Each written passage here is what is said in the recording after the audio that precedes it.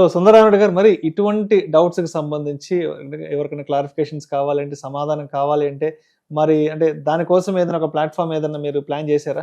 బేసికల్ గా మీకు మన సుమన్ టీవీ దాంట్లో బోల్డ్ అని వీడియోస్ దొరుకుతూ ఉంటాయండి. మీరు స్లోగా రోజుకు ఒక అరగంట అవి వాచ్ చేసుకుంటూ సైకాలజీ డెవలప్ చేసుకోవటం ఒక పద్ధతి. రెండోది మీకు ఒక మెంటర్ లాగా ఒక ఏదైనా అడ్వైజ్ లాగా లేదా ఏదైనా కోర్సు స్టెప్ బై స్టెప్ ఒక ప్రాక్టికల్ వేలో నేర్చుకుందాం అనుకుంటే మనం ఎట్టాగు every month ETFs, index funds and mutual funds educative webinar ఒకటి వాళ్ళు అలాంటి వాటికి ఎన్రోల్ అయ్యారనుకోండి, వాటి స్టార్టింగ్ స్టెప్ ప్లస్ ఎక్కడ బిగించాలి, ఎక్కడ ఎగ్జిక్యూట్ చేయాలో వాళ్ళకి క్లారిటీ వస్తుంది. ఇంకా ఇంట్రెస్ట్ ఉండి ఒకవేళ ప్రాక్టికల్ వేలో యాక్టివ్ ఇన్కమ్ లా సంపాదించుకుందాం అనుకుంటే ఇంట్రెస్ట్ ఉంటే ఫర్దర్ వాళ్ళు ఎక్స్ప్లోర్ చేసుకోవచ్చు అనమాట. అందుకని స్టార్టింగ్ స్టెప్ ఎవరైనా ఇన్వెస్టర్స్ కి అయినా సరే ఈ ప్రోగ్రామ్ షూట్ అవుతుంది. పైగా ఇంట్లో ఉండి ఎక్కడన్నా ఇన్నోవేర్ నేర్చుకోవచ్చు వాటిని.